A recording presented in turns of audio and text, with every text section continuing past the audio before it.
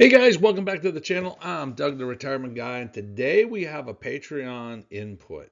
And what is that? That's one of our Patreon supporters sent a chat box, ended up doing a 30-minute phone call with them, going over their portfolio a little bit. And what they really asked about is, can TDAQ, the TappAlpha NASDAQ 100, replace my JEPQ as my core income holding? So it's a very interesting question that we got asked, that can TDAQ replace JEPQ as their total holdings, or should he keep it like it is? So we broke it all down. I'm going to go through kind of the conversation of how we talked about this and the direction that we pointed them to, and really ask different questions of how is he structured, what is he structured, why is he done what he's done.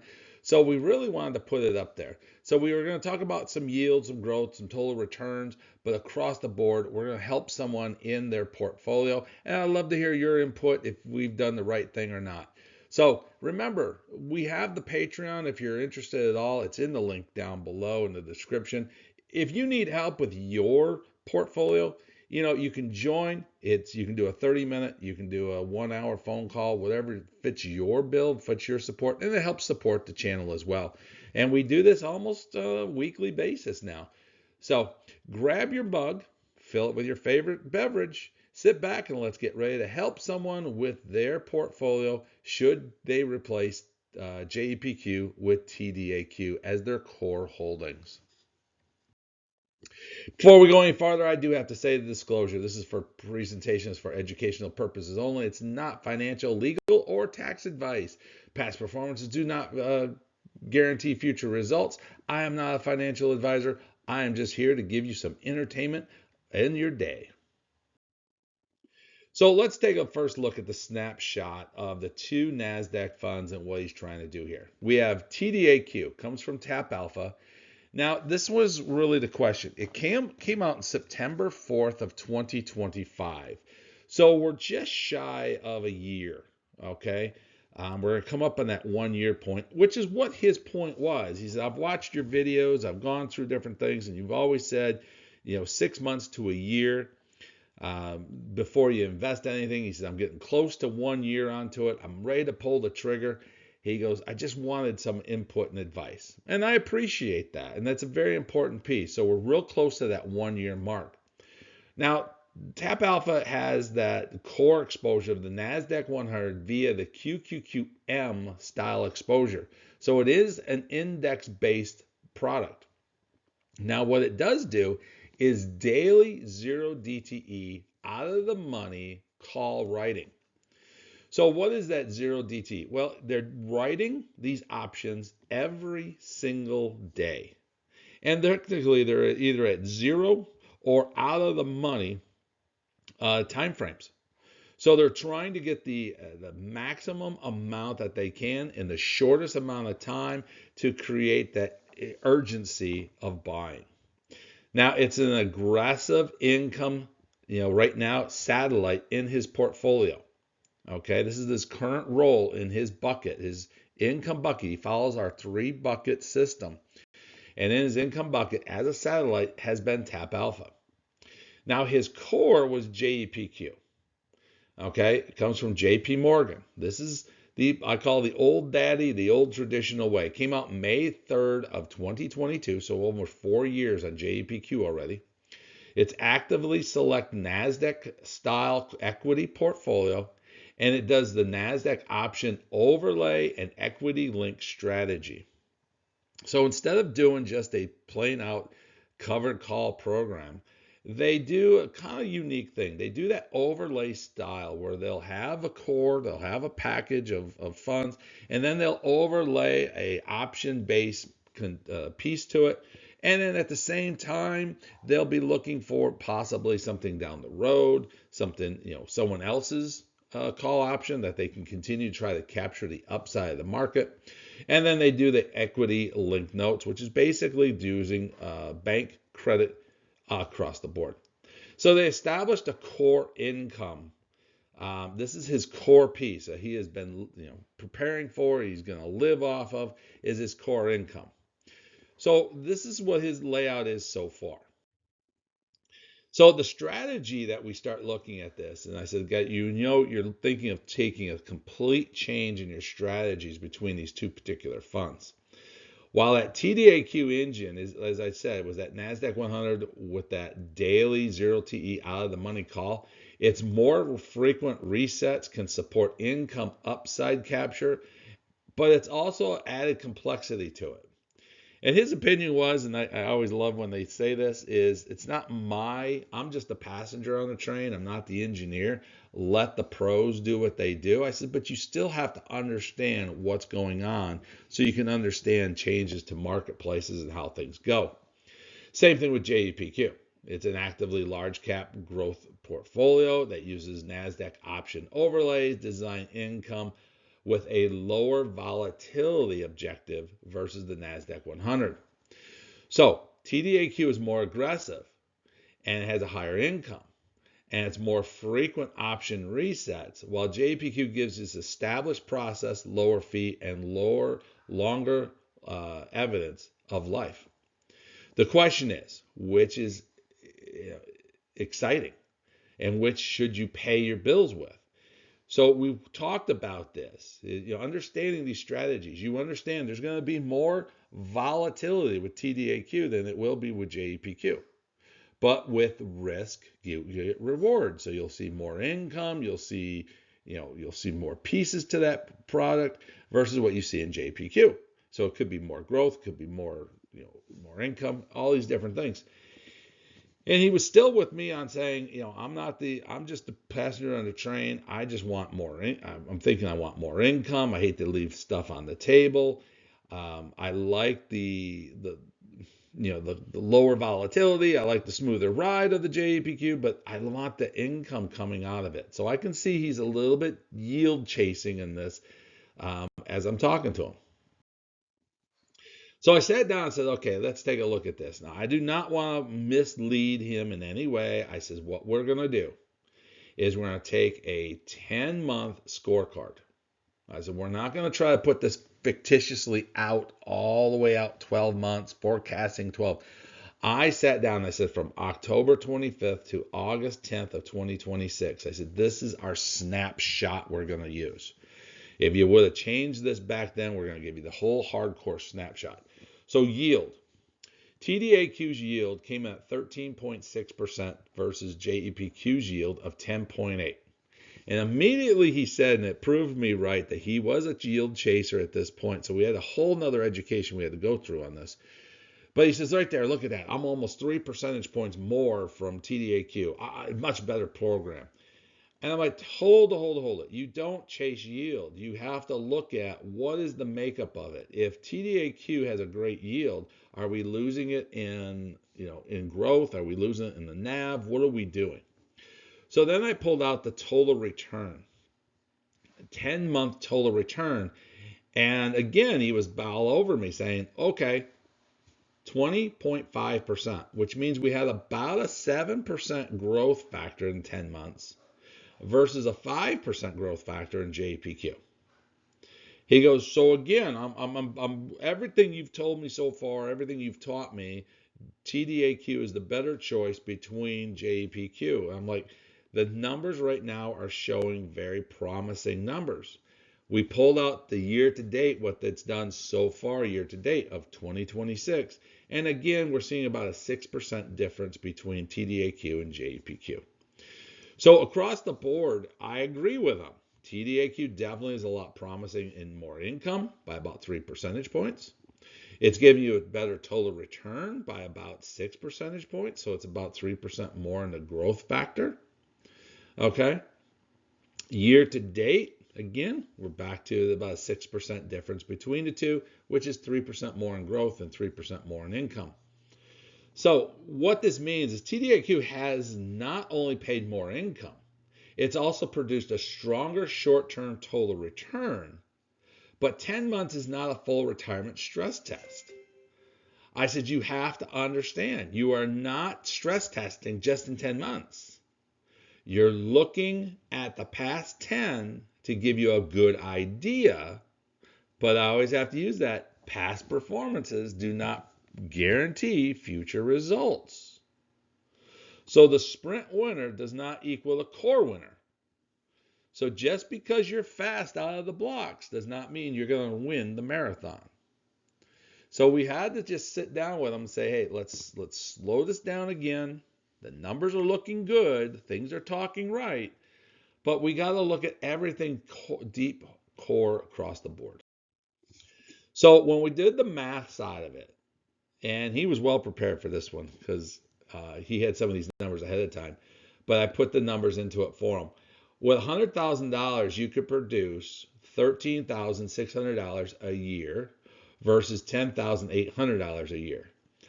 And he says, dude, that is such a big difference. $2,800 more in my pocket to pay for bills, pay for cost of living increases. Maybe that's another vacation I can go on.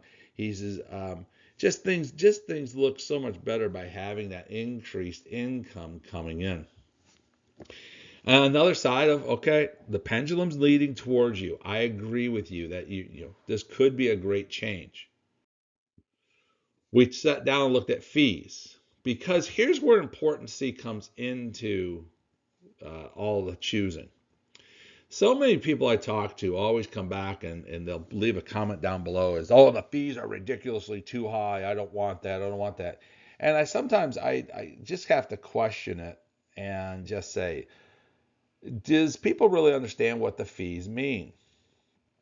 Well, all the funds, all the numbers I've shown you so far includes the fees. And what the fees tell you and why we show you fees is because this is what we call the holding cost. Just like if you go to a financial advisor, they charge you 1% of your portfolio balance each and every year. Okay? So that's what it's cost you to have him managing your fund, him or her, sorry. But basically, that's what it costs you for the company to manage your fund. Well, this is the same thing about fees here. So how much the fee is how much money it's going to cost to carry and hold this. So think about the fees in this way. If you have a high fee, it means you're going to have the fund produce more because of the higher fee. And it's going to cost you more money down the road holding on to this. So you got a fee plus maybe a financial advisor's fee plus brokerage fees. There's a lot of fees on top of fees with fees going across. So when I set this down, I said, now TDAQ has a very high fee of 0.83%. So it's going to cost you $83 for every $10,000 in your account to carry this for 1 year. JEPQ, 0.35, so $35. So TDAQ better be producing more because it's costing you more to carry it. Now, the other thing I looked at with him was the assets under management. And he was like, well, I've heard about this, but tell me again, why does asset under management mean so much? Well, it's basically what I call is the liquidity of a portfolio. What if we have a big drop off? What if we have a lot of changes in a fund or things change in marketplaces? Well, by the time JEPQ empties out their $41 billion of funds, making it disappear, it's going to take them a long time to make that money go away. While TDAQ has not even hit $1 billion yet. It's 0.29%, so basically a little over a quarter of a billion. They could liquidate a lot faster. Now, I'm not saying neither one of these two are doing that. I said, but these are the things you have to weigh into. You still have a new fund. And is the assets under management growing? Well, JPQ is pretty much the standard. It's still going to have some growth because people are still buying into it. But TDAQ has to have more growth across the board. So TDAQ can justify its higher fees only if the return advantage persists. And JPO starts with a lower cost and a higher scale base across the board. So because of fees, because of the assets under management, I still think you can't just go by yield. You can't just go by yield total return. When you're looking at a portfolio change from a core to a satellite or a satellite to a core, there's a lot of pieces in the puzzle that you have to really evaluate. Now we take a look at taxes. And I said, no, this is a big difference here. Now, TDAQ has the potential, but you have to wait till at 1099. So what I mean by this, the TDAQ, the recent estimate distributions show a very high return of capital treatment, which, if I'm not mistaken, was like right around 92 to 94% right now. That can defer taxes by reducing your cost basis. And he understands ROC. He watched the video I have about ROC, that it kicks your tax can down the road, because he doesn't plan on selling this in any short period of time. He's going to hold it for his retirement. I said, but you haven't had one full year yet, so you don't see how they're going to classify everything. And I warn everybody about this, because you can sit here and tell me TDAQ has a 99% return of capital. But you don't know until you get your 1099 DIV form what they actually did. They can reclassify everything all the way up to the last minute. From something that was done in January, you can reclassify it when they sit down and close out their books after 12 months and put it on pencil on paper to the 1099 DIV. That tells you where you're at. Now, personally, TDAQ has definitely a tax advantage over JEPQ. That's the biggest drawback to JEPQ, and that's why JPMorgan came out with the ROC package, the ROCQ, ROCY, to change this part of it. They modified it, changed it to improve it. So I said, where are you putting this money at? And he says, right now I'm in my 401k, and I'm going to be pulling money out of my 401k. I don't have a brokerage account yet, which was another conversation we had. I said, well, I can understand that. While JPQ, being in a tax 401k program, you're operating, they're probably going right now for you, they're going to operate about the same. But I said, as you get into your brokerage fund, I said, TDAQ is going to have a price advantage, but we just want to wait to see, and this is why we wait 12 months to do the checklist. What did the actual taxes come in at? To give us a ballpark to find out what they will do in the long-term runs down the history. Now, that will never, it can always change year in, year out, but you always got to understand how it works. Hey guys, a little quick break. You want to support the channel. If you're not ready for a Patreon supporting side of it, which Patreon you can sign up for free, or you can get into it where you can get more benefits from it. There's a simple and easy way. As I talk to you, put your favorite mug out. Well, we offer you the Doug, the retirement guide, the retirement made easy, living on dividends, coffee mugs. We have 11 ounce, 15 ounce. All the proceeds go to help support the channel. Use the QR code, use the link below. You'll see some other things. We got license plates, travel mugs, a lot of different things we're always adding. Just everything to help the channel, because we do this as an unbiased package. We don't take advertisers. We don't do any of that side. So we can be honest and straightforward with you. We have no one in our back pocket other than our coffee mugs that help support the channel. So the risk check, I told him, I says, the income bucket means the paycheck reliability. Bad months matter more than withdrawals are funding a retirement spending. Approximate maximum withdrawal. Since TDAQ launch period, the maximum that we saw from TDAQ was about 11% drop off. While JPQ is showing you the difference that I told him before about that 8.8%. So the volatility that's out there, you're going to see more volatility. You can see some potential more drop off with TDAQ than you would with JEPQ as facts and history goes over the past 10 months. So this is one area that I always said, this is what hurts more, is when you see massive drop off. This is why I told them you have to use the growth bucket. You have to use your foundation bucket along with your income bucket. It's not just about put stuff in your income bucket and the highest possible yield, sit back, relax, and forget about everything. You have to look at different things, and these are all the pieces that we talked about in our conversation. This is how detailed we can get with people, is the drawdowns, how things work and where it sits. So I wanted to make sure he still had the rest of his buckets organized properly to be able to handle an 11% drop off in his portfolio. So when I sat down with him, I looked at his portfolio to give you guys some insight what he had. This is what he built, not what I built. So this is, You can give me all the comments you want about, oh, I wouldn't do this, I wouldn't do this. You're welcome to, because I will forward him the information on everything that we get. But I looked at his thing here, his income bucket, what's best for him, and how he has it established today. Foundation, he's got cash, he's got T-bills, he's got short-term reserves, which I was like, you're good. I'm happy with that. That will help you with the drop downs in the market. He's got 1 year of living expenses. I do not want to put his information out there, but he does have 1 year of living expenses.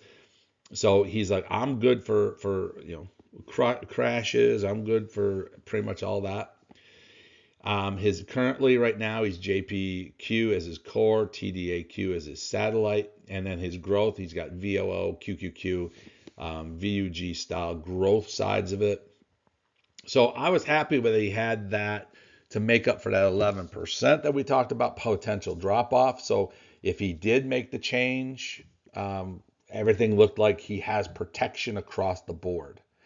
So his suggestion right now is that he wants to take the core from JPMorgan, switch it over to the TDAQ. So when we got all done with it, I said, let me give you a head-to-head comparison. So for income, TDAQ definitely has the more income side of it. The 10-month return, TDAQ wins again. 26 total return, TDAQ again. The expense ratio, yep, JPQ's got it. The fund size and liquidity is definitely in JPQ. The operating history, which is I think the whole kicker in this whole big presentation, really came down to was operating history. Is he willing to gamble at that 12-month mark, or is he thinking he needs to wait longer? But JPQ has the longer operating history. The tax deferring side, which he's definitely going to have to start working with a brokerage fund, is moving to TDAQ. So the core retirement fit right now is in JPQ. The question is, can he make that change?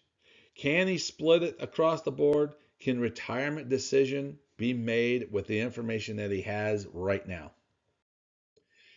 Well, I told him, here's what I would personally do. Here's my suggestion to you. Currently, you're 75% JEPQ, 25% TDAQ into his bucket and his core versus satellite. I said, why don't you start reducing, not selling, not doing that, just instead of money going into this or anything side of that, maybe start pouring more money into TDAQ, maybe reduce your JPQ down and put more into TDAQ. Switch it to a 60-40 package. So JPQ carries that proven month paying NASDAQ income role, while TDA has a higher current yield, a daily call methodology, and an upside potential.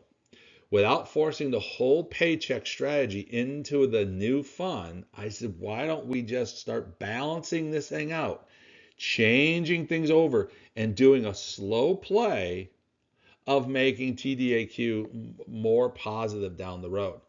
I said, you could actually do this over the next 12 months and see what happens. Did you have another year under your belt with TDAQ producing more income, which is what the idea of a satellite is about. Okay, the satellite side is about that your satellite is helping support what the weakness is of your core. And you're telling me your weakness is income. You want more income.